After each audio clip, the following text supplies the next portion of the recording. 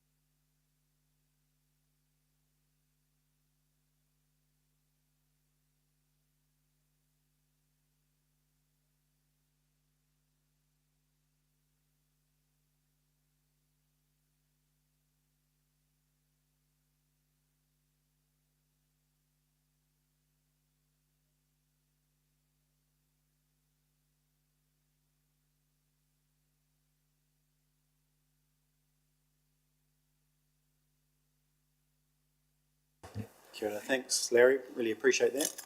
Please stay standing for our waiata.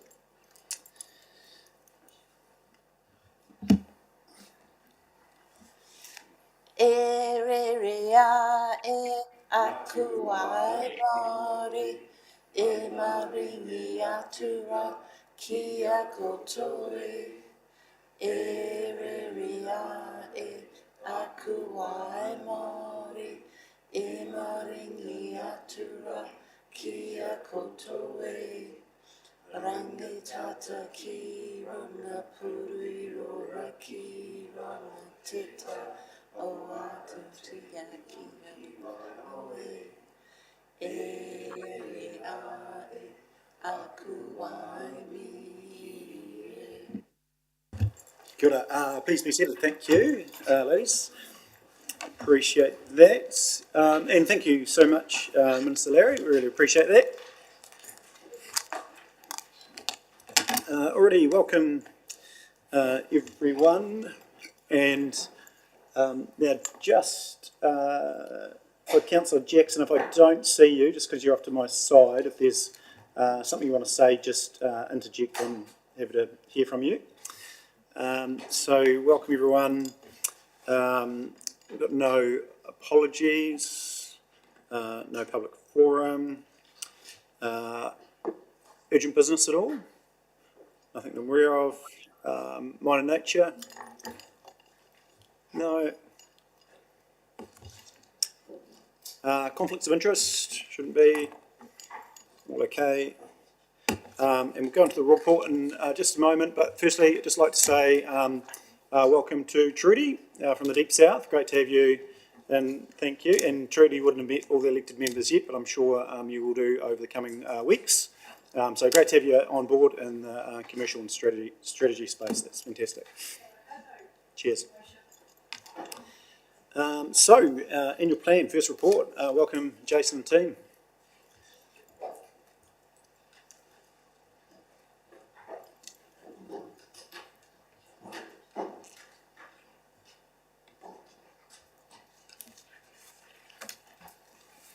Thank you, Your Worship. As some context to this report, on the 21st of March, 2 weeks ago, Council adopted the following recommendations. Council approved and adopted the draft annual plan, and as part of that, Council adopted the proposed financial statements and the funding impact statements. Also approved the groups of activity funding income impact statements, the proposed fees and charges, the capital funding, and other financial information, which included the sample properties. At that meeting, Council also approved and adopted the draft consultation document, subject to some minor amendments, which we can go through today. And Council also adopted the statement of proposal for resource management fees. And as part of that paper, we also confirmed the proposed consultation approach for the annual plan. So that's a bit of context where we come from. The purpose of the paper in front of us today is actually pretty straightforward. We've got information and responses to the questions that council has raised. So there are probably 4 key questions around Sophia Street, which Andrew's going to talk to, Peel Forest remediation, which Andrew will talk to, and there's a few questions around personal costs within the museums and libraries as well. And associated with that, there was some questions around the recreation and leisure staff and supplier variance. A lot of that related to the museum and library numbers as well. There are consequential changes as a result of those questions that we went through. There's been some changes to the fees and charges as a result of that, some updates to the sample properties as a result of that, and also the consultation document as well. The net impact of the work that we've done is to reduce rates from 13.3 to 12.5%, and what I'd like to do is to be able to go through sort of the 4 questions that we've answered, and take questions and then move on to the next one, so that we don't jump ahead. So Andrew's just going to quickly take us through the Sophia Street response. Yep, thank you. So yes, Sophia Street, firstly, it's a critical asset to the Timaru CBD, and there are, as you're aware, there are some issues with it, some structural issues. It's been brought about by some design issues and also construction issues. So what we are still doing the investigation where it has not been done, and one of the I guess the unknowns is the seismic assessment. That will be done, but we haven't received any report on that to date. But we feel that it's prudent to make some provision for the strengthening of that building, given that it was designed under the old code. It was pre-earthquake. It is precast concrete panel building, and so it may need some structural strengthening. This is only a provision that we put in there.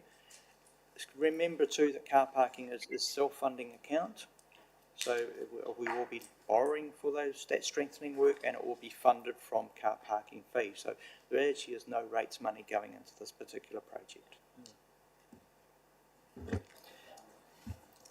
Brilliant, thanks Andrew. Any questions on the car park further today? Councillor Booth, thank you.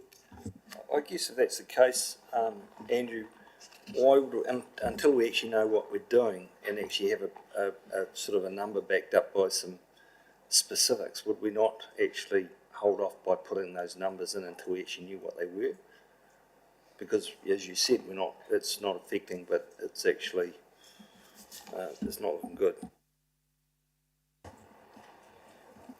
Our engineering consultants, more structural consultants, have expressed that there may be some urgency with the actual strengthening of this building, and that's why we feel that it's prudent to put the provision at least in there now, because if it is the assessment, seismic assessments come back and it says that we need to do something, we need to have the funding to actually get on and do it. Closing of the car park would have a significant impact on the CBD, and also some of the businesses surrounding it. Yeah, Councillor Piddington, thanks. I guess I'm a bit of a loss because I was assured it was fine. Is it fine or not, Andrew, first of all? It is not a dangerous building at this stage, but that dangerous building criteria does not include seismic assessment. So this is the unknown, it's the seismic assessment.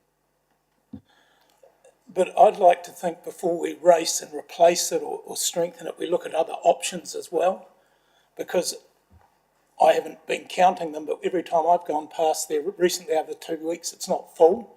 So I don't even know if the demand's there anymore. So surely we would do an exercise around that before we start spending it. And I don't see why we just can't shut up the top floor and leave it as it is in the current situation that our ratepayers face.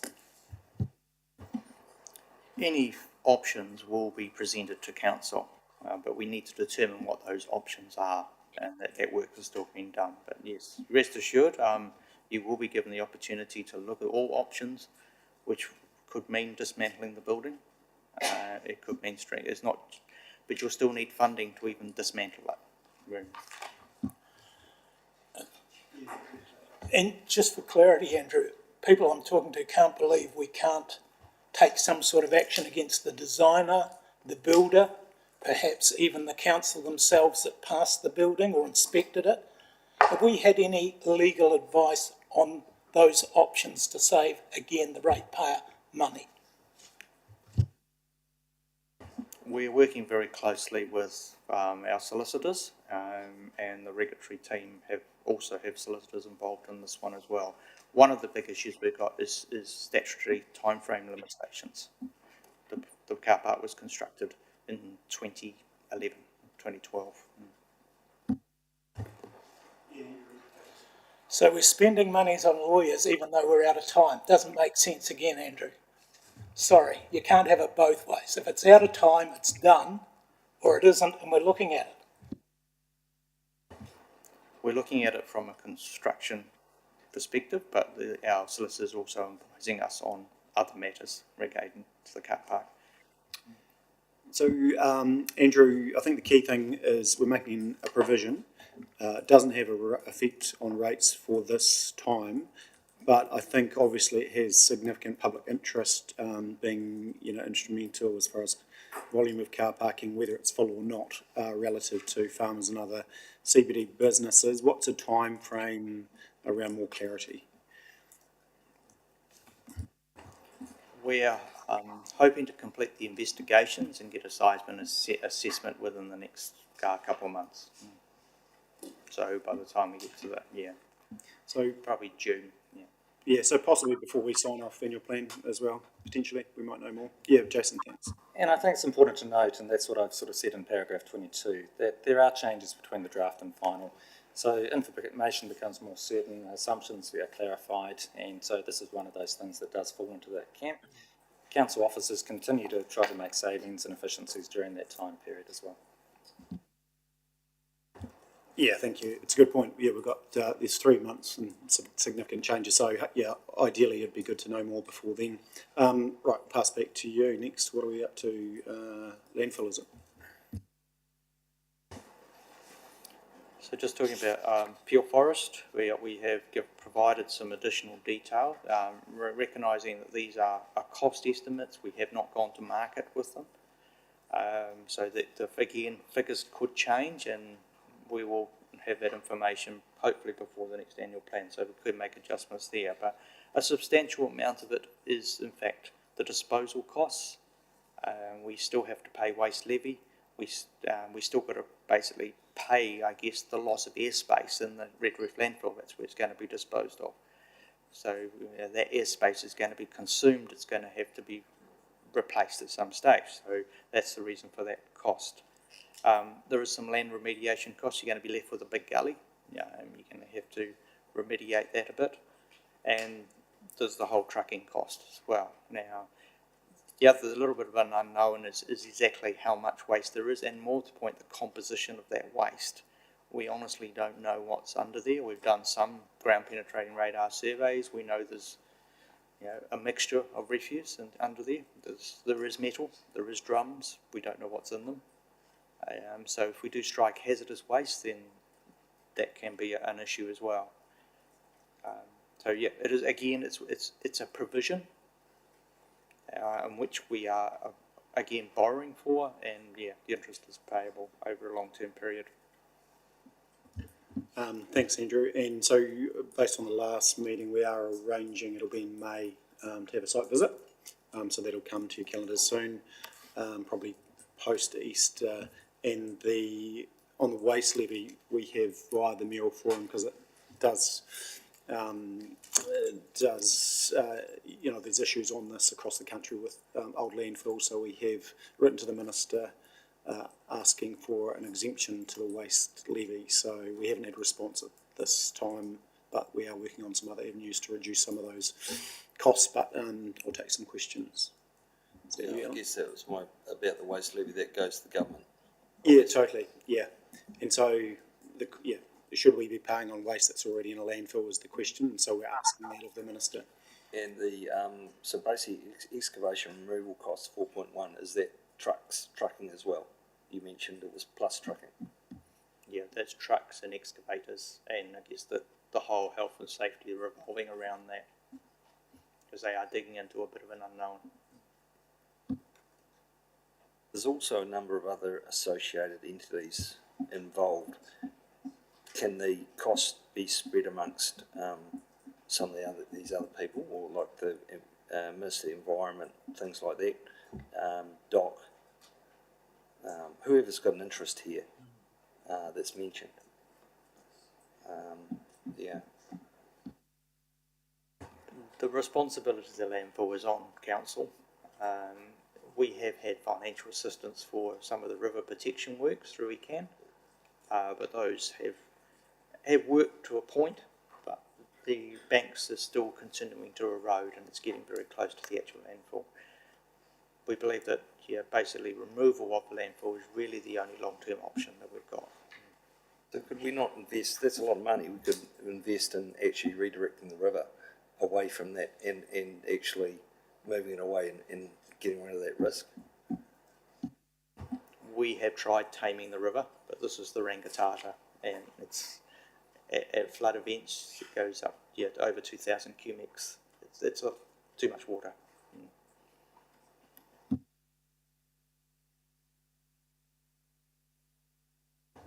Michelle, Councillor Hire, my apologies. Can you just talk me through this 4.1 million, because I still cannot get my head around this. If there's 30,000 tonnes of refuge and you allow a generous amount for carting that away, you're kind of left with enough digger hours that would take you 5 years. So I just cannot understand how it costs so much. I guess when we come down to actually pricing this and tendering it, if the costs come in lower, then the budgets will be adjusted accordingly. But we're working on the best estimate that our consultants have given us based on previous landfill jobs. Remember the health and safety side of things is significantly higher than just digging a hole.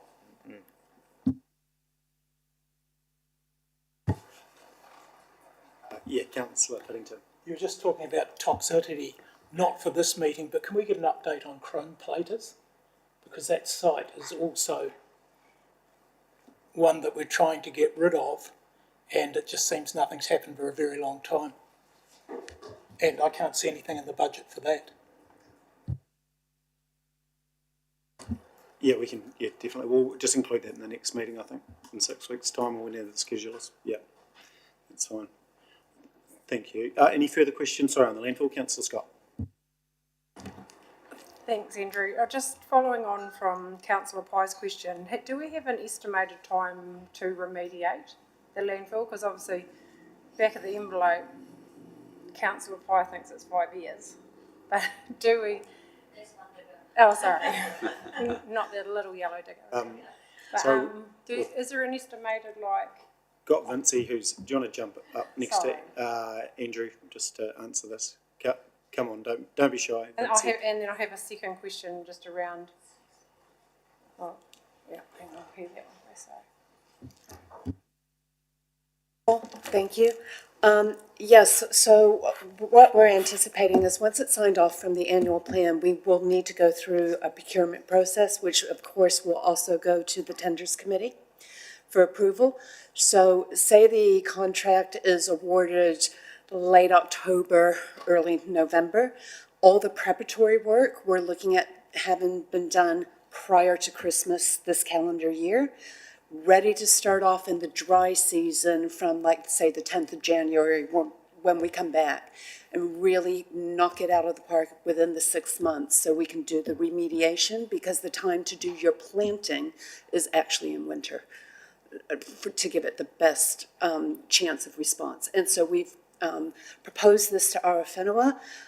They have, of course, a commercial landscape nursery, and we've suggested to them, in partnership, they need to help us identify the types of native planting they want restored there. And even though we are taking out 20,000 cubic meters of waste and soil, which is quite significant, and you've got a slope that's kind of like this, we won't be putting back in 20,000 cubic meters, so there will be a natural slope, and to mitigate erosion and protect neighboring properties to a certain extent, you have to do some really adequate native planting. So we've asked them to start growing those plants that they would like to see now. And that will help for iwi to take ownership and reinforce the partnership aspect we've been looking for. Thank you, that's awesome. That's way less than what I thought, so that's good. My other question just around, and I probably don't have the right terminology, so please excuse me, but I presume we've done like a assessment, like a river engineering assessment and all of that kind of stuff to say what the likelihood would be of a major flood taking out this landfill, and or also what timeline would be for that. I know that's crystal ball gazing, because you know if we could do that we wouldn't get into the position we are, but there must be some kind of assessment to say after 4 major floods at a certain amount of cubic metres that would take it out. Well, the issue you have of braided rivers is that because of the very nature of them, it may not be the flooding as of what happened this in 2022. It wasn't the size of the floods, it was the frequency of them. So because you had subsequent flooding, that was only about 14 to 1500 cumecs, if I'm correct, at the peak. But because of the subsequent floodings that happened over weeks, what happened was that cumulative effect caused far more erosion. So we had done mitigation works in partnership with ECAN in 2021 that we thought would last 3 to 5 years for a significant flood up to about 2,000 cumecs, we thought. But because of the nature of what happened with the storms last winter, those works didn't even last 6 months. So that just gives you the kind of like a taste of the unpredictability with rivers. But what we do know, based on years of history and mapping, is that the river is moving south with all the flooding and the changing patterns. We've redirected 3 times now the channel from the southernmost bank over to the north, kind of on the Ashburton side, as much as we could. But the river is going to go where it wants to go. Yes, but an assessment has been carried out. Oh, many assessments have been carried out, Councillor. Councillor Pye. So I just have a follow-on question. So you talked about a procurement process and then a contract would be awarded, but it sounds like we've already awarded a contract to the remedial works for the planting. How does that sit with the procurement policy?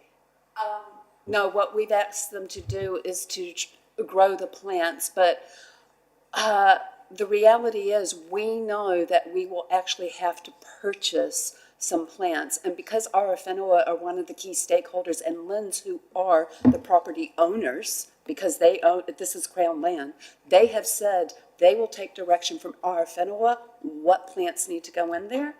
And because Beth has actually worked with a commercial arrangement with Arowhenua to supply our Parks Department with native plantings, this will be in alignment with your procurement policy, because once that is finalized, we're honoring the contract that will be in place. Do I have that right, Beth? Yeah. But thank you, Councillor, that's a good question. Councillor Shannon. Just a quick one, actually. With regards to the refuse disposal costs, I'm assuming that the majority of that is going to Redruth, we're hoping. So how much of this are we actually paying to ourselves? $4.35 million. So the overall cost is $11.75 million. 4.35 will take through the landfill. So the net cost, I'm trying to remember from last meeting, is about 7.4 million, which will fund that over 25 years. I might have those numbers slightly wrong, but that's about what it is.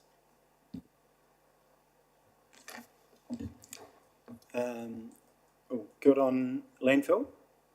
Thanks, and Vincent, you missed it, but we are still got Alicia to arrange a bit of a tour out there.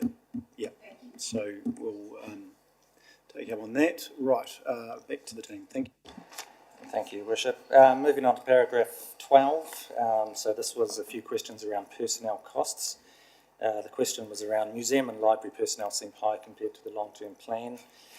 As noted in the report, there was a variance of 407,000 reported in the annual plan compared to the long-term plan. We've gone away and done some research. This related to a number of new positions that we had budgeted for the Theatre Royal and Heritage facility based on the original completion time. We've since revised that downwards to 85,001 new position, with the remainder to be considered as part of the long-term plan. So as a result of that, we've managed to pull out $322,000 from the personnel budget in the long-term plan. And the second part of that was the library's variance of $766,000. We've gone away and done a detailed review of all our remuneration, all our staff across the organisation. We found a misallocation of a couple of staff members in district libraries who should have been in the infrastructure group, namely drainage and water. So we fixed that by moving the staff out of libraries into drainage and water, which has reduced the variance down to $524,000 against the long-term plan. What's important to note is the long-term plan was completed a number of years ago. If we look at the 22-23 annual plan, which is almost the most accurate estimate of where staffing numbers were, the variance from annual plan to annual plan is $71,000. So most of the variance in the libraries occurred 2 years ago as a result of a pay equity program to align the employer's remuneration with the median across the sector. So in terms of paragraph 18, I've tried to summarise it. Overall, personnel costs have moved by $1.23 million from the long-term plan. $900,000 of this is due to $700,000 that we're receiving from the Three Waters in terms of the transition of staff, and $200,000 through Transport Choices program. So overall, the net impact of additional costs to staffing from LTP to this annual plan is $330,000. And I'm happy to take questions on that. Thanks, Jason. And just on the Three Waters one, it's fine to have the money there allocated from the NTU, but to get the staff is a whole nother question, isn't it? And you're dead right, Your Worship, that's the challenge. So we're estimating 7 staff, but the challenges Andrew is dealing with is ensuring that we get the right staff with the right skills to do that work for us. And the good thing is we have the money and we can determine the types of positions that will benefit us the most as well. Thank you. So questions, who wants to kick in first? Councillor Puddington, thanks.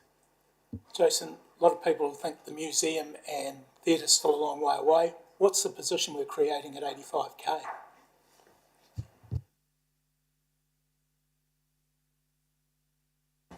I believe it to be an events position. So obviously the theatre is a long way away, but to get into the cycle of events, obviously Ashburton and Oamaru have already on the circuit of events, and so we need to get in early to ensure that we can work out what we can achieve, what we can get, and it fits in with the operating model that councillors have asked us to go away and look at. So we need to ensure that when we build it, we've got things in place. I guess my only question is that we also have a swimming complex, a stadium we're rebuilding. Are we actually doing this the right way? Shouldn't we have an overall strategy that rather than, or are we getting one for each of those as well? In terms, I can only talk to the Theatre Royal. So as part of the last long-term plan, there was consideration given to how much to invest in Theatre Royal. As part of that, we estimated the operating costs in terms of the amount of staff that we would need. So those are factored into the long-term plan. With the timing of the project moving, the costs move with that. In response to your other question, it's a hard one to answer. We've got these new facilities coming on board. The driver is the replacement and renewal of those facilities or the enhancement. And by and large, we're aware of the operating costs that you need to manage these facilities, and a lot of them are baked into the budgets already.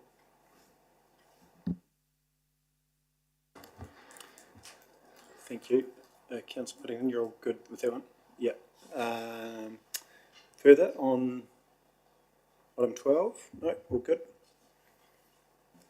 I think it's important to note that, so we just did some analysis, so the amount of, I guess, headcount for the council in year 3 of the long-term plan was sort of estimated at 335 people. The 2022 annual plan had 340 people budgeted for, and this annual plan has 342. So we've got an increase of 7 over the long-term plan estimate and 2 over the last annual plan. I just thought I'd throw those numbers out there as well. That was a question I asked Pete earlier. What are those extra positions, just so we're aware of them? And where are they and at what level sort of thing? Because if we're growing the organisation, people want to see improved service or something. Yeah, it's quite, it's a good question, Councillor Piddington. And the thing is that when we look at the positions, there's quite a number of new positions or realigned and recast positions, because when a role becomes vacant, we don't just go and necessarily replace like for like. We actually go and rescope, and in some instances we don't replace into that area. We might see a greater need somewhere else where we've got a single point of failure.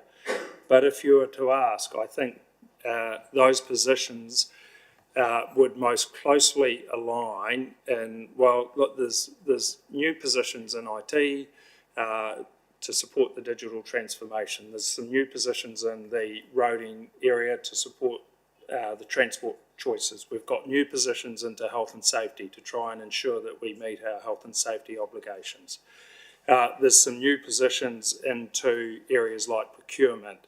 So they're across the organisation.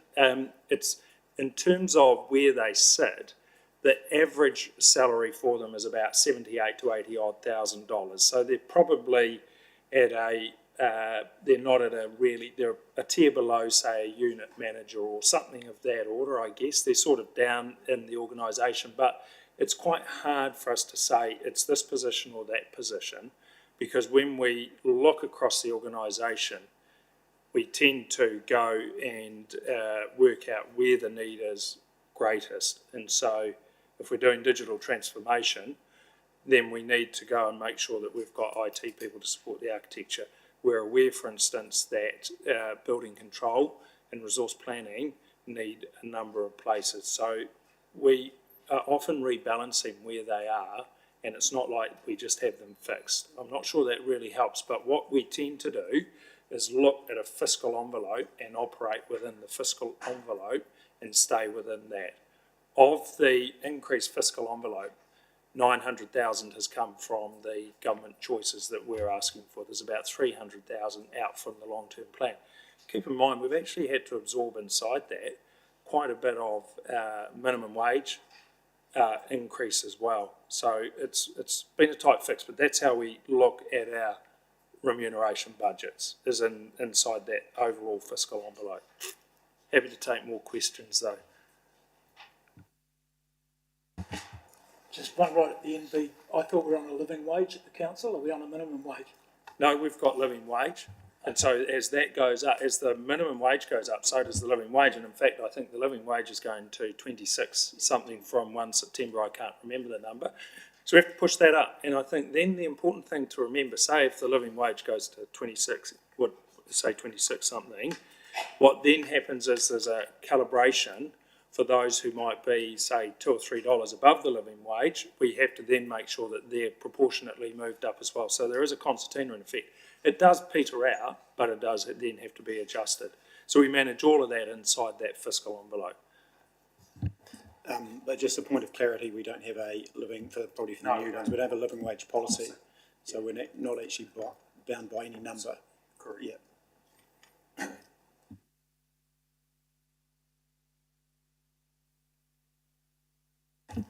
Councillor Booth. Yeah, look, I'm just looking back at some stats around what our personnel charges were and what they are now. And up until 2021-22, it was up by 67%. That's just personnel charges alone. and then obviously the advent of the lawyer as well as the the consultant. So the consultant was 4.5 million. That started from a very low base. So I guess out of this budget we're talking about here now, we know what the personnel cost is, but where are we at roughly with our consultant costs? Because I would probably suggest that between the two, they would represent probably 90% of the increases in rates over the last 5 to 6 years. So that's a major concern to me. I just see that number keeps going up, and it's something we don't generally talk about a hell of a lot. Yeah, so can you just repeat the number? Well, that you think? you've got the piece of paper. I did email it to you. And it's so say from 2016-17 we were paying 14.265 in personnel costs, and we are now last year between the consultants and the personnel costs, that number had doubled. So we were spending another 14 million in that area. So I guess that's the area that I actually think we should be honing at. All this is peripheral stuff that we're looking to the future, and it's not really affecting things. But actually what is affecting the numbers here for the ratepayer is the escalation in our personnel costs and our consultants. So I guess I'm not sure what we can do. We every time we talk about it, there is actually going to be. So what I've said, and thanks for sending that through, and I said what I'll do before the end of, before we make final decisions in June, is that we will update that spreadsheet as you've asked, but also we have to, I think some of the metrics that should be there are missing, because you're looking at some information in isolation without looking at the increase over that time, such as the capital program. So we were delivering 30 million, but now we're delivering 70 million. So if you're not looking at those things, it's easy to come up with whatever narrative you want by only looking at certain metrics. But if we're actually to do this properly, then we need to look further afield and get all the information. And also you've got over that period, you've got increase in minimum wage like we've never seen before, living wage and all those sort of things. So I agree that we should have a really hard look at it, but I don't think we should be looking at it in isolation, because you're only going to get an answer that you are trying to construct. Well, but Jason, as our financial wizard over here has just explained to us, the capital items are not actually affecting our rate increase. So now, who is the chief executive here? Oh, sorry, who is the finance? Who is actually the head of finance here? Is it Jason, or is it our chief executive? Who's actually in charge of the finance? As in, who's our financial controller? Yeah. I think you're trying to muddy the waters a little bit there. So you're saying the capital program doesn't, you're trying to say capital doesn't have any... These items and the theatre are, over a period of time, are not going to impact the rates this year. Is that right? No, but Yeah. So, well, look, to answer these questions, Councillor Booth, so number one, I'm responsible for the overall budget and presenting it. So in terms of when you say it doesn't affect the rates, but if we have people working on a capital project and we pay them, so we have project managers inside the organisation, then that goes into the remuneration budget. So we have to pay them, and that shows in that line for remuneration. To the point about consultants, we've got estimated, I think, 3.2 million for the annual plan, Jason, and we increase it by 200,000 or 300,000 for Sophia Street. So that's what the consultant's budget is. But what we've also got, from your point from 2016, is a number of increased functions that are delivered across council. So you've got district plan, you've got audit and risk, you've got health and safety, you've got climate change, and we've increased our capital program. The thing about the capital is, if we pay a person to manage a project, the amount we pay them goes into the remuneration budget that is reported in the financial statements and that you see here, but it goes to a cost centre, which is that capital project, so that we keep a track of the cost of that capital project. But and is that immortalised over the long-term life of that asset? Well, the cost of the asset, if we build it, is depreciated over its useful life. So, but the actual expense for it, in terms of paying people, has to be reflected. So if I went and was working purely on, say, for argument's sake, the microfiltration plant, then any wages I get paid would be attributed to me. It would go into the remuneration line, but it would go to a capital cost centre microfiltration. That's how so that we keep track of the capital cost, but you also see the remuneration line in the financial statements. So in a way, it kind of appears in two places, but it's not double counted because the cost centre gets eliminated when we prepare the financial statements. I guess the point I'm just getting at is that the big numbers are actually of the increases for our ratepayers are actually in those numbers that I mentioned. So, and obviously, But yeah, so you're actually factually incorrect because you're saying that a lot of the consultancy cost is tied within capital works, which is funded through debt, and which has a minimal effect because it's an intergenerational activity. But you're trying to say it has a high effect on rates, but that's actually incorrect. So when we capitalise, say, 2.5 million in wages into capital items, does that come off that number? Does that come off the personnel costs that we're seeing here? Not this top line that you see in the financial statements. No, it's into the 2.5 million. So when we present the budget, which last year, or when we last fortnight ago, or we present the financial statements and it shows remuneration, it includes wages paid to officers to do work on capital projects. I think, as I was getting back to, I think the thing I was trying to emphasise was the big increases in numbers are over a period of time, what I mentioned. So, in particular, personnel costs. yeah, like, that's fine, but I think we need to bring more information, and I'll talk with Jason and perhaps Alan as well in regard to that.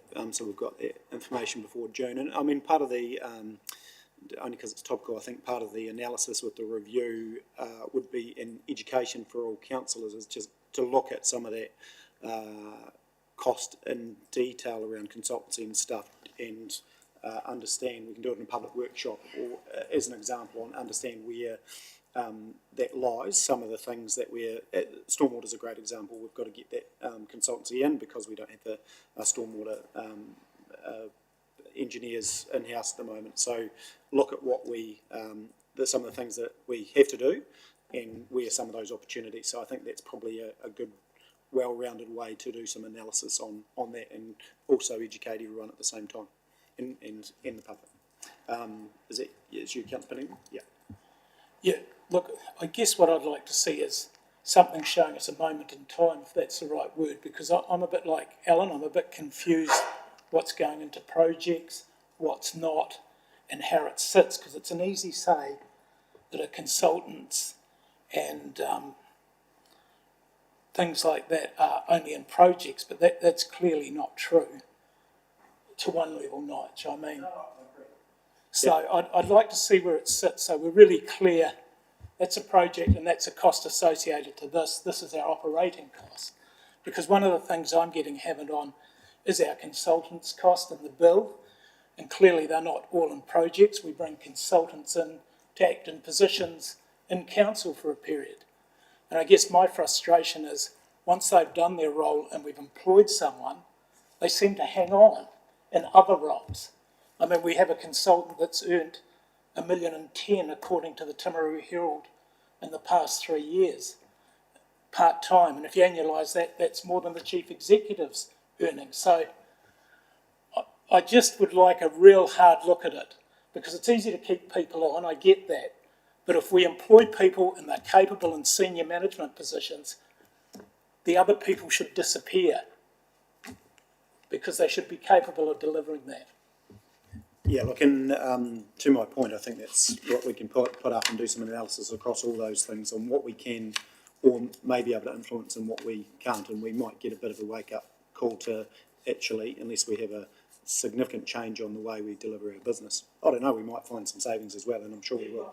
Yeah, but I think that's the approach, and so maybe we look to do that just in the timeline relative to June, so we can, but I'm happy to... Yeah, it might help if we brought a workshop, did it by way of workshop, because there could be a lot of questions, particularly around the issue of how capital and the REM that goes into it and so on, and how we recast our positions and realign them and so on. I think that we'd be quite happy to do that, because it aligns, Your Worship, with the question you asked a fortnight ago about what are we doing to review how we deliver our business to make sure we're getting real value for money in that.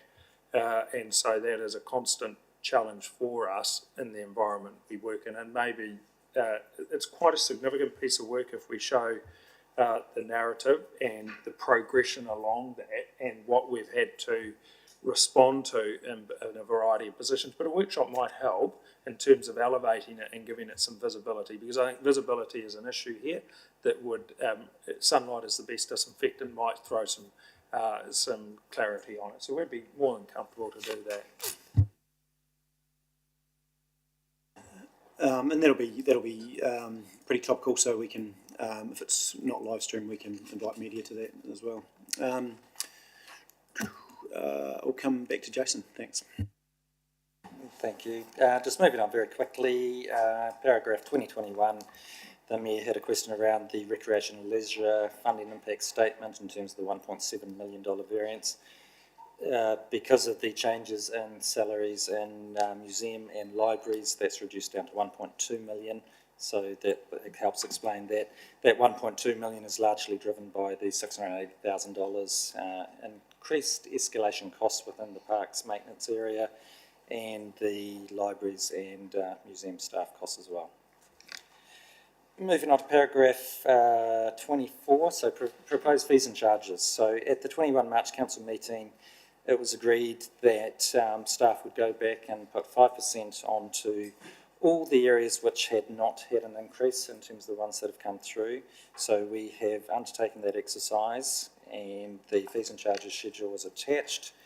Overall, we've managed to find $243,000 in increased revenue as a result of that and some increased trade waste revenue. And happy to take any questions on fees and charges.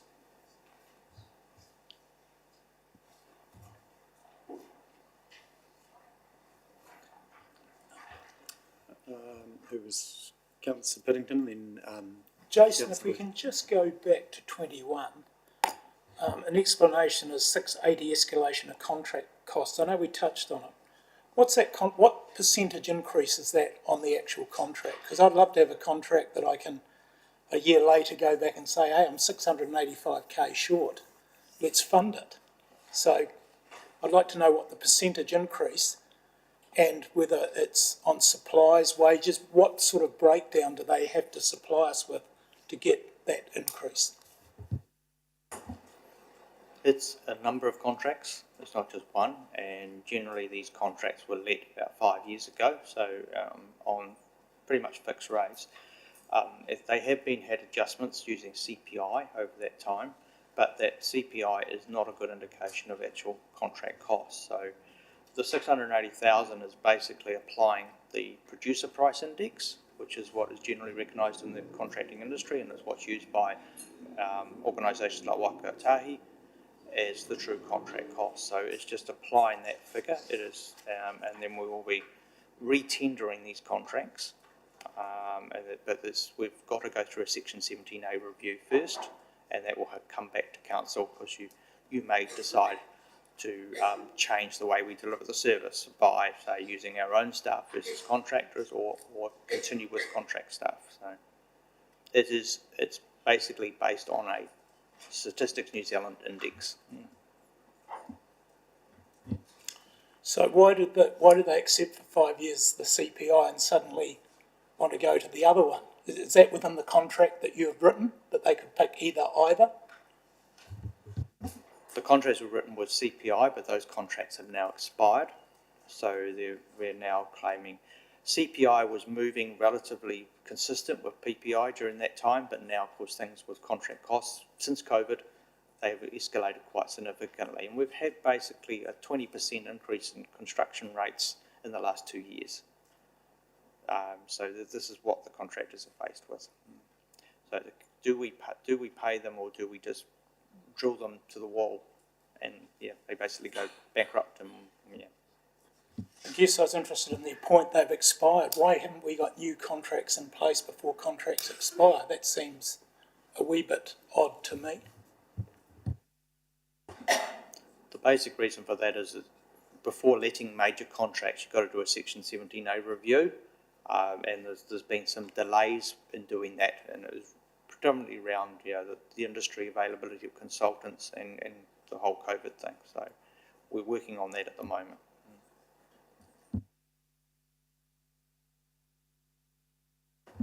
Any follow-ups on that, Councillor Pennington? You're all good on that? So it's a... Well, I'm not really No, no, coming no, back, I'm but No. he's given an answer I'm very unhappy with, I guess I'd say. But I presume, Andrew, you do extensions to contracts rather than, they don't lapse, they will have extensions. That's correct, Councillor, yeah.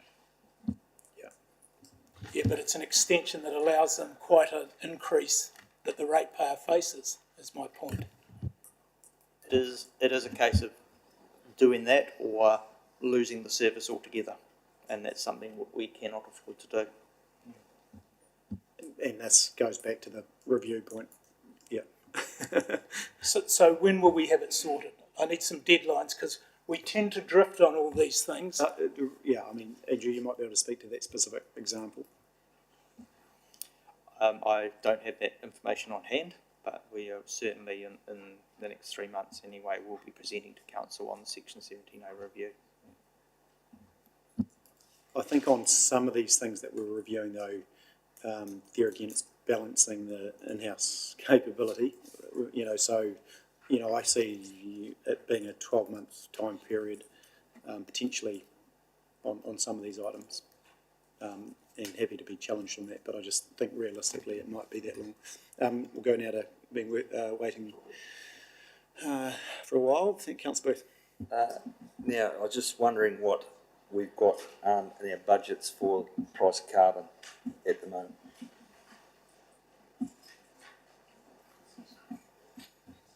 What have you based your assumptions of these numbers on? So within the annual plan, we base the ETS at $80 a unit. The annual number. 80. 80. Okay, I've just saved you $1 million. Okay, now current price is $48. Carbon's tanked. So there's $1.05 million that you could save in the cost of carbon if you actually were to buy them now.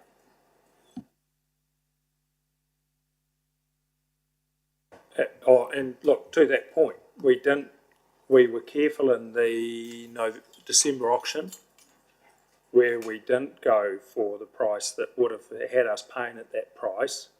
So, and went and purchased on the secondary market at a much more competitive rate, because actually we were observing that. So we are mindful of that, Councillor Booth, of not just paying in the auction at the going rate, and we're watching the carbon price. But we're not speculating, but we do think it's appropriate to hedge our risk on that point. So we do monitor and watch that with a view. But when the budgets were being prepared, the price in December was what? It passed in at 75 or something anyway, didn't it? $78. $78. So that was the information we had at that point in time.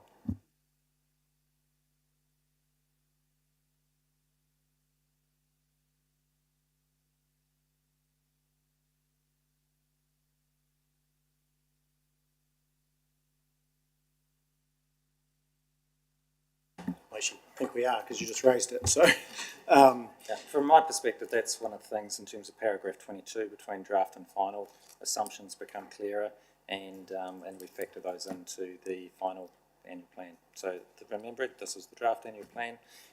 Things will become clearer, and as you pointed out, there's some wiggle room within the price of those units.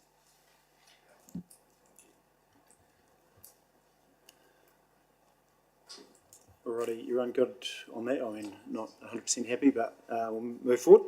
Thank you.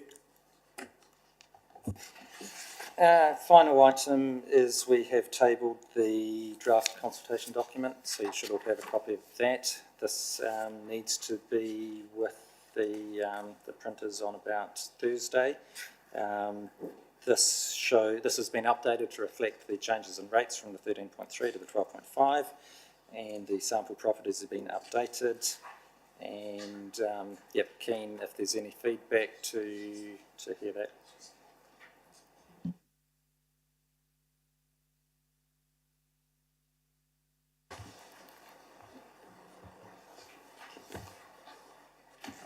Sorry, Councillor Pennington. I guess, Jason, I've got one general comment. I guess I was hoping, you've corrected the errors and found the mistakes and added the fees on we asked for, but there doesn't appear to be any more general savings. When you went back, there was nothing through the organisation you could find to save the ratepayer?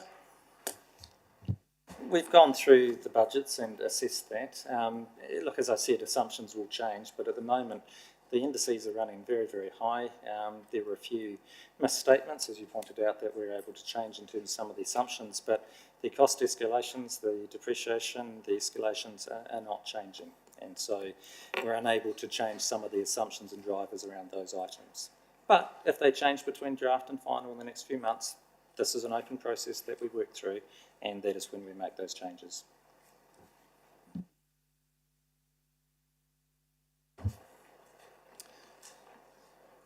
Is there a question? Sorry, Yeah, Councillor Scott, thank you. I've got just a few things, sorry, Jason, here I go again. But one of the things around the council's policy is to fully fund depreciation. Over the last 6 years, have we fully funded depreciation? I believe we have, yes. Okay, I couldn't find that, so I just wanted to make sure, because I have this challenge at the moment around depreciation where our neighbours and most of the people around our councils around the country are not funding depreciation. We have an accounting policy to fund. No, I know that. I just wanted to know if that is hard and fast line, and over the last 6 years, have we actually fully done that? Okay. And I just point out that we are actually spending the full depreciation amount as well. So, we really have to fund it. That's okay. There was a couple of things I recall from our last council meeting on page 80, and I am mindful that Anne has also said do not make too many word changes. It's just around bullet point 1 around inflation, and I think we had a discussion around global events such as the Russia-UK war, lingering impacts from the COVID-19 pandemic and the cost of living crisis.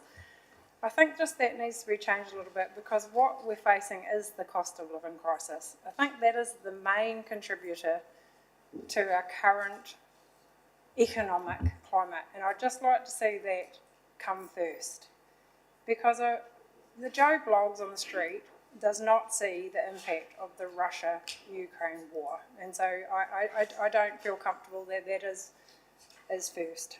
So I'd just like that to be reworded, and hopefully, and that's okay. I just need a clarity. Page 84 is around Sea Play, and back in the 15th of November, we approved 300,000 of funding, but we have in there 0.8 million, and I cannot find in my brains where that $500,000 is, and it may be before my time. So we approved additional funding of 0.3, but we have 0.8 there. Did we give them more? And I was asleep at the wheel. Just a question, sorry. There was funding before your time. Yeah, I'm thinking there must have been, but Yeah. I can't find that. I can't remember the timeline on it. Yeah. That wouldn't impact on this, because that's government funding. No, it's not that. What's that, sorry? Oh, sorry, Gavin, put your mic on. That was,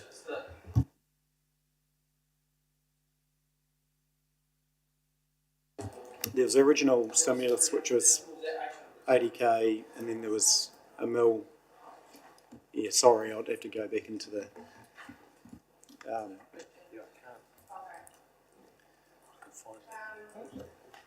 also, just around, I think what would be really good for the community too is on pages like 85, when we talk about the theatre and heritage projects, I think we need to add in there the actual government funding, like the 11.3 million, because whilst we talk about it, we need to keep repeating that even though the project is 57.1 million, of that 11.3 is from government, and I'd really like to start to see some of that wording coming in. Also, like on page 86, around our new shared cycle walking track, it says that we're partially funded by the government, but let's add it in. What is that? So then, is it? Oh, okay. Yes, but just consistency in our language. Yeah, okay, good, and, page 85 again, sorry, jumping around just to keep you all awake. City/town, we've got, I think, 1.3 or something, but isn't that all on hold? No, the project is still progressing. We're just having a bit of a realignment on what we're doing. We're going to be looking at some quick wins, but no, the project is not on hold, but there will be funding that will be carried forward. Because we had over 3.6 million, I think, in this year's budget. We won't be spending all of that, and that will be come through. So it'll be 1.3 plus what we don't spend this year. That's my misunderstanding, sorry. And just page 84, I just wanted to, and sorry, just for my mum and dad who read these documents, you know, question 1.8, it says proceed with the proposed increase to rates, and in brackets 12.5% increase in rates overall. Now, I reckon that's really confusing because that's factually not true. It is an average, and so we need to either write in there that it's an average because Timaru residential, it is not 12.5. It isn't for Temuka and it isn't for Geraldine. So I think that's quite confusing because I know it is an average, but And they also sample it doesn't say it. properties as well, so there is maybe a bigger font for the explanation. Yeah. Yeah, point your mum and dad to the explanation. No, that's a very good point. And it's interesting, I mean, I've just got glasses, but I need the glasses to read this as well. It is that, yeah, so that's right, this is the challenging version. Fantastic, thank you. Yes, Councillor Pye. Well, just on that point, on the printed copy you've given us, it still refers to 13.3 on that survey. Oh.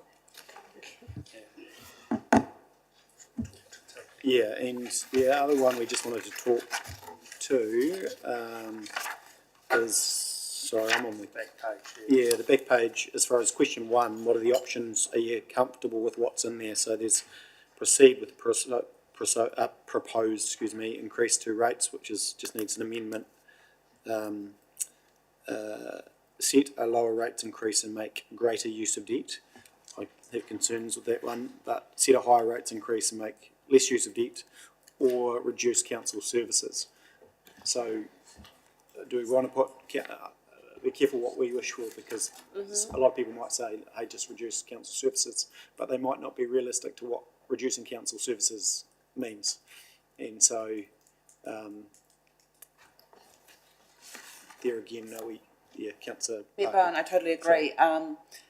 Reduce council services, and we've asked the question to reduce council, to make any significant impact on rates, to reduce council services is huge. So does the public understand what you mean by reduce council services? Because it will be personnel, that's what we're hearing, because it won't be necessarily capital projects. So if we come back with a whole lot of answers of reducing council services, it may be a wasted exercise for those who filled in the paperwork because the outcome won't be what they expect. A lot of people think by reducing council services, it's stop the theatre and that will reduce the rates, but that's not the case, because it's depreciation, it's escalation in costs that we are putting back into those assets. So for them to understand that, effectively, probably the easiest way to describe it is if you want a lower rate increase, we'll be spending less money on roads and 3 water assets. And that's probably... Yes, we will. No, we won't be, because it's capital program. That won't affect the rates. No, but that's not a capital program funded by debt. So there's, probably the way to look at it is vertical generally is debt funded, horizontal is funded through rates. That's probably the best way to look at it. Andrew? Basically, we could reduce renewals, but that is funded from depreciation. So if you have a policy of fully funding depreciation, then you're still having to fund that. Some of the depreciation, I understand, is funded by loan as well. So again, it's not going to have much of an impact, no. This actually runs into the problem that we have around Three Waters if we don't have control over it. So the conversation is, so you're moving those rates to an entity, you're still paying a water rate, but you can't guarantee that renewal of asset is happening in the area, whereas at least under our guidance regime, if you like, you're going to renew the asset in the area. And that is around that level of service, and so it's the small main renewals, it's all those things up your, mum, dad's street and what have you, so, yeah, that's changed, so. And to your point, Councillor Parker, it would be less maintenance on roads.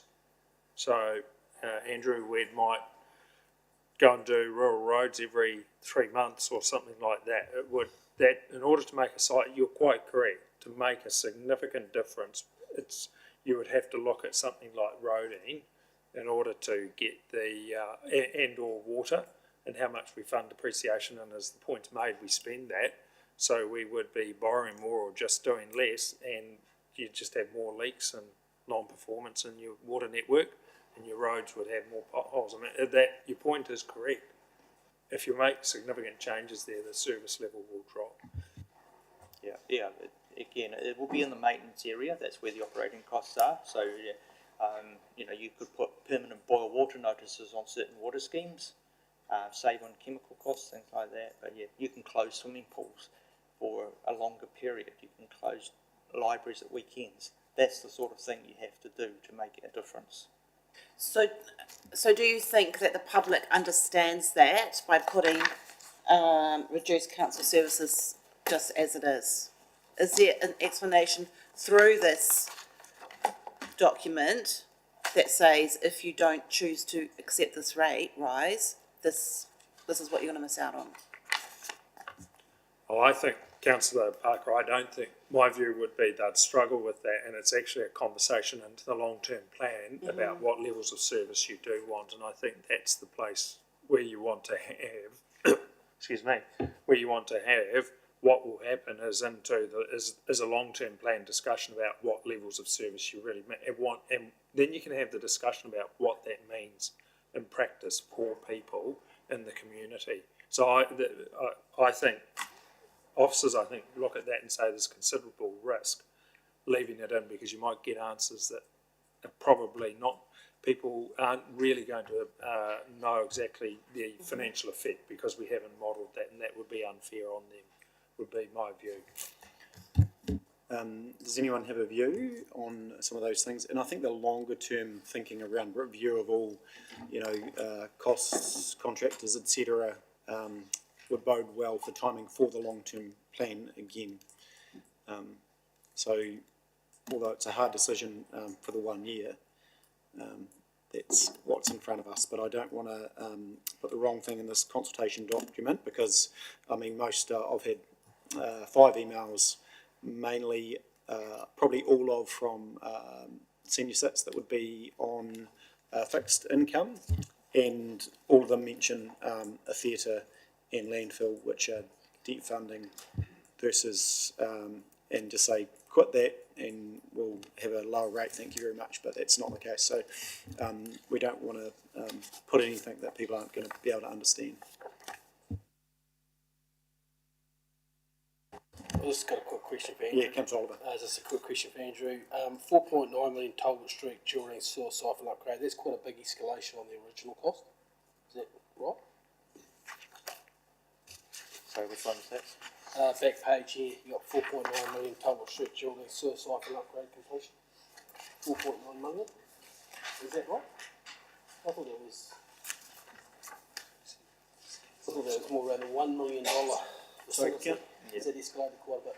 Page you on, Councillor Oliver? Oh, just the back page. The numbers, the summary? Sorry, No. I believe that is the latest estimate that we have That is the for latest that project, which is critical to Geraldine, to be honest. Yeah, I realise that. Yeah. This might stop my phone ringing. But yeah, I can remember that being in the long-term plan for $1 million at one stage. So, I think that the scope of the project has changed a bit, and we realise that we're having to upsize the pipe as well as renew it. So there is an extra cost in that, and of course, through the consenting side of things, it is a difficult one to do, drilling under the river.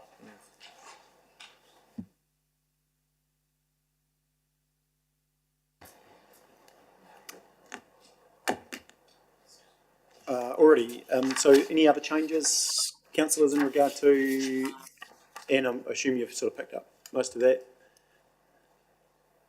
Sorry, where am I looking? Oh, sorry. Oh, thank you. Councillor Jackson, apologies. Oh, no, I wasn't actually going to say anything. Oh. It was just an observation. Yeah. Since you mentioned me. Question 2, I wonder how many people are going to tick increased rates or fees and charges, so they don't need to borrow so much. Yeah, look, it's a balance, and you would be surprised what people are comfortable with paying, as long as they're seeing some value for money. Yeah. Yeah, Councillor Parker. The 1.3 million for fluoridation, so we are front footing that. It can be delayed. Will that 1.3 be spent this financial coming year? Are we certain? We are planning to spend that money to put fluoridation in, but you're quite correct, councillor, that it can be deferred. The advice we've received from Ministry of Health was that they will not be looking at for it to be in place until the 2024-25 year, so it could be deferred a year. But yeah, we are talking about community health here, and I guess that is a council decision. I'm just planting the seed. But loan funded also, capital, yeah. So it might be more around the work program as opposed to ahead of the team and the capability to deliver. Did you want to take that conversation any further, Councillor Parker? No. Yeah, no worries. Just looking to see how we can reduce the costs. Oh, no, if there's any way, there is a cost crisis at the moment, and it is affecting everyone. From the super and to the families with mortgages. Yep. As I was saying to Andrew earlier, my mortgage is increasing by $260 a fortnight come June with the interest rates. Imagine if I was a family of 3 kids that I was supporting, losing the extra $260 a fortnight is significant. So I think we really need to get back to the grassroots and see where we can trim down when we can. This is hard times for everyone. For super and for income. Yeah, and I think the opportunity is, although, as to Jason's point, 22, I think, is the 3-month period that we've got in front of us to find other costs, and take your point around escalating costs for everyone. I think the benefits have all just increased, which is helpful. I think they've gone up by 7%, haven't they? But ultimately, it comes down to the issue actually will come down to next year. If we don't fund some of the stuff this year, then we're on catch up. So we think it's hard this year. It might be harder next year. So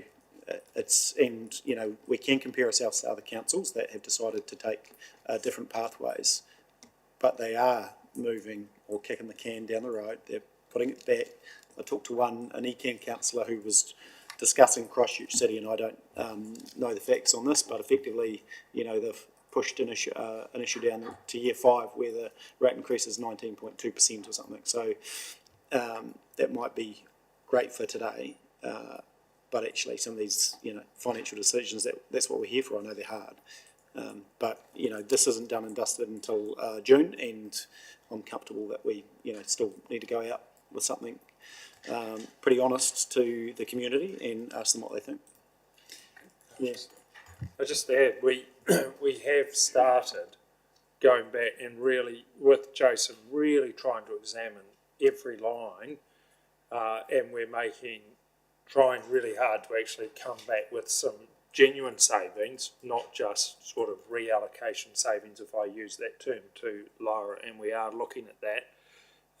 And it's in areas, because what happens is we estimate, if I take areas like insurance and areas like energy, we tend to be a price taker. So the question is, what can we do that might reduce some of our costs there in those areas and look after the pennies and the pounds will take care of themselves, kind of an approach. So we are looking at that, which to Jason's point, and we do have better systems now to go and interrogate and look at it. To Jason's point, we are going to be looking at these numbers quite thoroughly to see what we can do to bring back some savings, because we see what the numbers are. They're big, we get that.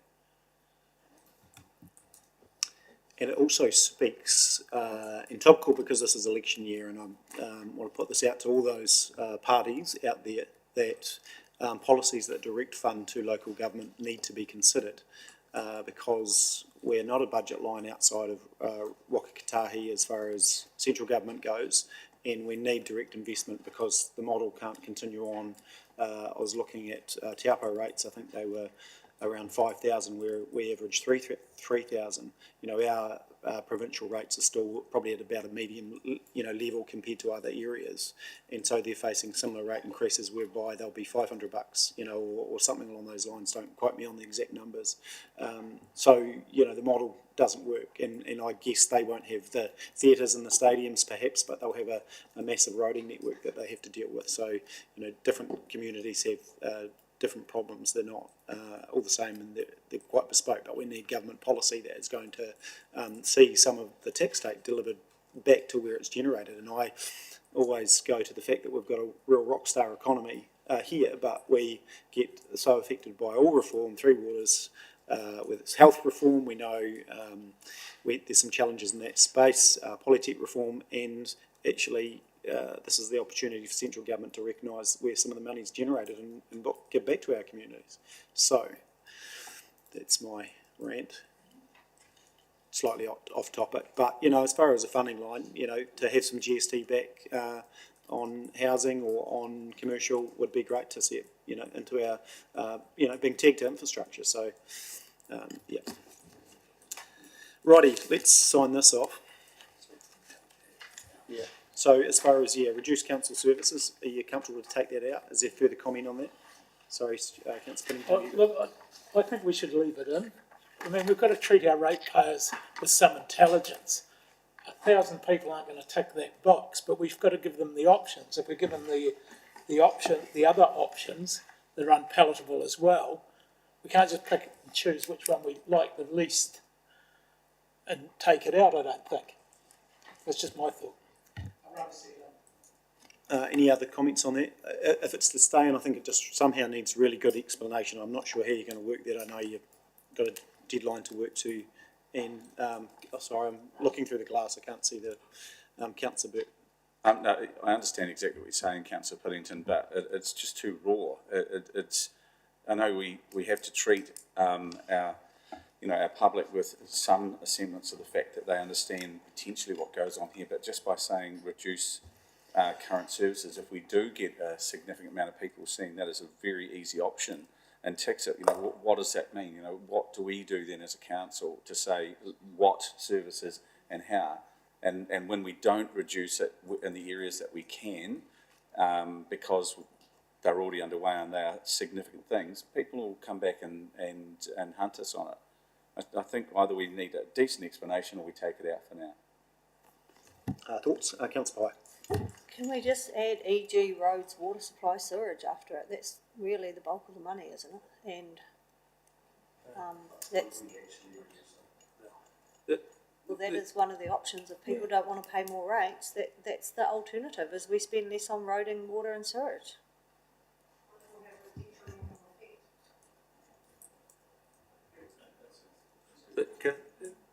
Your Worship, you see that we've got a number of mandatory KPIs in the water and space, the three waters that we have to meet, so that would be challenging, I think, Andrew, for us to then meet those mandatory KPIs if we were to significantly reduce our levels of service there. I mean, I suppose as we do spend the depreciation, which is kind of covered in either making a lower rates increase and making greater use of debt, or just replacing less, but eventually it catches up with us. But that's the problem, because it is in water and roading, so we could do less in the roading space around maintenance, but the problem in the water space is our requirement to meet mandatory KPIs and so on, and would probably end up with quite a lot more boil water notices and so on, would we? Yes, and I think we'd probably be legally non-compliant as well, because, where water is covered by Te Mata ROI now, we have legal obligations to maintain good water supplies. Likewise with sewage, we have consents. Could be in a difficult situation. Technically you could pull back on roading. We spend a couple of mil over and above the subsidised. That you could put that there, but it's just going to add to the deterioration over time, isn't it?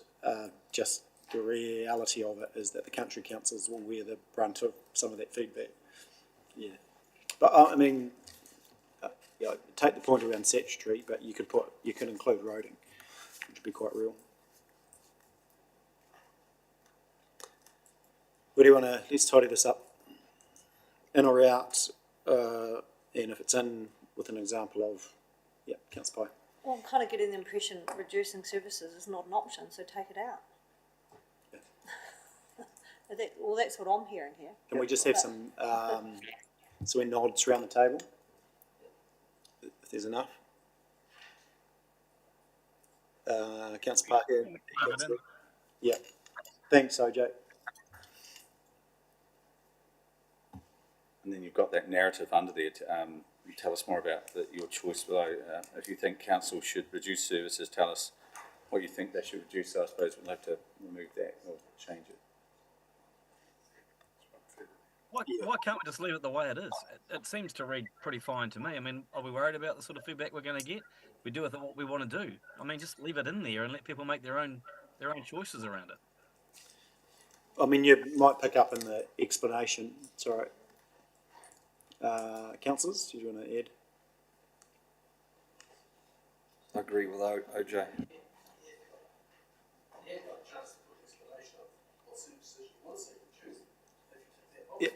Yeah, put your microphone on, Councillor. Sorry, haven't you got an explanation box? It says there, tell us more about your choices if you choose council to reduce services. Pretty self-explanatory. Yeah, it is, but it might not be realistic as to that's the problem. People will think, I think if you put sewer on that there, if people think it should be the theatre, they'll just write theatre in that box anyway. Yeah, I know, but then if we make a decision the other way, they'll be thinking, well, I told you to reduce the service, but you haven't. Yeah. Well, So, I guess and it was never realistic, so that's the issue. I guess you take it out then. What's that? Yeah, we can do. Look, I think we've. So, do you want to just give me a? Sorry, did you want? Oh, sorry, Councillor Paddington. Sorry. I guess people don't always just look inwardly. They look out and see that Christchurch don't fund depreciation. So I'm getting, why are we doing it? Because there's others that don't. And Jason's point, we were doing 100%, but we've decided tactically not 100%. What number did you come up with, Jason? We're still funding 100%. We're funding the balance through debt. Okay. But I mean, we're playing with it, and people don't understand why some councils don't have to, and therefore their rates don't go up. So I need some clear explanations around that. I think there's a sort of an issue here around language. So they say, well, we're not funding depreciation, but they are funding renewals and asset replacement and so on. So it depends on the language you use. In some shape or form, you have to provide money to replace and upgrade your assets. And so some of it is in the language, and depreciation is a charge against the loss of the diminishing value of the asset, and so we just talk about it. But I think some councils, what is it they say, that they don't fund depreciation, but they do fund renewal and asset replacement? Yeah, I think a classic example is Christchurch is a good example of the fact that most of their assets are new, so that they don't have a lot of renewal expenditure that they actually need to fund. So they can choose to defer, I guess, the depreciation and catch it up later on because their assets are all new. Likewise, Selwyn is exactly the same. Because of the huge development, the average age of their assets is about 25 years, with a useful life of 100. So hence, that they have that luxury, whereas we're not in that situation. Our assets are getting towards the end of their useful life, and we must keep up with them. Otherwise, we're going to get increased maintenance, which is a direct cost on the rates. in the last report, it actually did say that the 13.3% did not fully fund depreciation. The rate increase, yeah. Yeah. Well, that's what Stu's saying. Yeah. It is a disadvantage. Councillor Shannon. The only thing really that isn't in here, if I could say, which doesn't, I suppose, help our ratepayers understand what's going on here, is perhaps a paragraph, another little box if you like, explaining what the difference is between general inflation and what we're talking about here. Consistently, the feedback I get from the public is, but inflation is 7%. And, you know, we're not comparing apples with apples here. So it could be as simple as a box there that just says the inflation that you see in the media or whatever is made up of this. This is how this figure comes to. These are the things that we're looking at that actually do affect community services and why that is markedly different. And I think if people could clearly understand the difference between what they hear on the news and what we're doing here, it may be an easier pill to swallow. Good question, Councillor Shannon. So we have a one of the bubbles on the 23-24 annual plan page does talk to inflation, so we can reword that slightly to ensure that we capture some of the stuff that you're talking about. Yeah, it's a hard one. You've got a great point. That CPI, consumer basket of goods versus pipes and roads, it is a hard one to explain. And when you're not going to 100% explain that unless you're having one-on-one conversations, unfortunately, it's a real hard one. Cool. Anything further? So where did we get to with question one? It's always the wee things that take some time. Councillor Pye. I'm still with removing it, and there is any other feedback section there where our ratepayers can provide any other feedback that they may choose to. Because I just don't think it is a option for us, and therefore we shouldn't be asking for feedback on it. Yeah, I'm personally comfortable with that.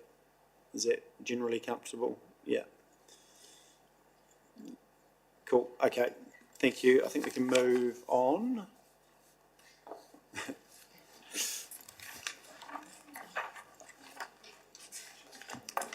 So let's go back to resolutions. Is there anything else that we need to cover? No. Yeah, it just might be useful for you and I to have the ability for the mayor and CE to make minor amendments to the document. Yes. So as far as resolutions, we'll just add delegation again for CE, the mayor to make minor editorial amendments if so wish, to sign those off. And otherwise, let's just work through. I'm happy to just put that through as a block. Is everyone comfortable with that? Yeah, so can I have a mover for recommendations 1, 2 and 3, and 4 will be the additional delegation.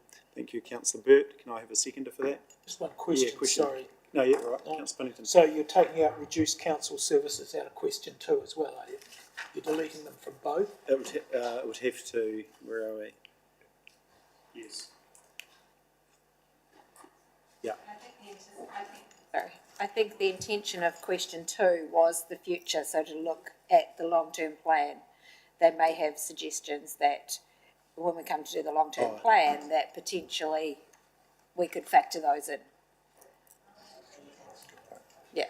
Yeah, so in that case, it can probably be a consideration, I guess. Yeah. Yeah. I think we'll just keep it in. Yeah. Cool, thank you. So Councillor Burt had moved it. Can I have a seconder for that? Councillor Shannon. Any further discussion? Put the motion. All those in favour, please say aye. Against?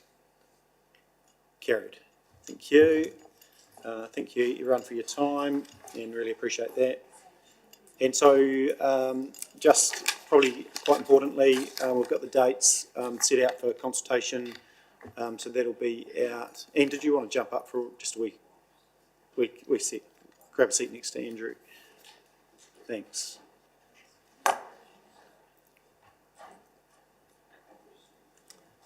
So just the normal channels as far as getting this out there. Yes, that's right. Heavily, big emphasis on the website, but we are still sending this out with the Courier newspaper because it goes to every household in the district. And also we'll be getting get Stephen and his team to do some promotion through the Little Council notice board and Facebook and things like that. Yeah. Fantastic. Any questions on that? It's just important that we do get out to as many people as possible and encourage feedback. Yeah, just one question, if it's okay. Yeah. You say that a courier goes to every single household. No, it does not. As a former courier delivery boy, putting out my kids, okay? But it does not go to every single household. In fact, quite a few people do not get the courier. I don't know what the number is, but there's lots that don't.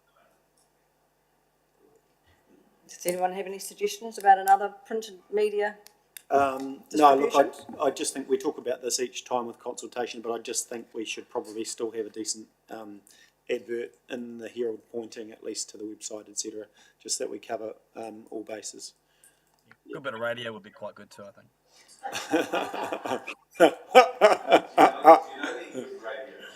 Shall we?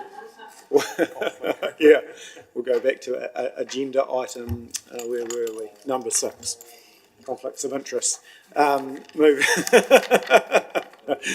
Moving forward, thank you. I think that's it. So I really appreciate everyone's time for that. And councillors, you've got a workshop. Thanks for all your work, team.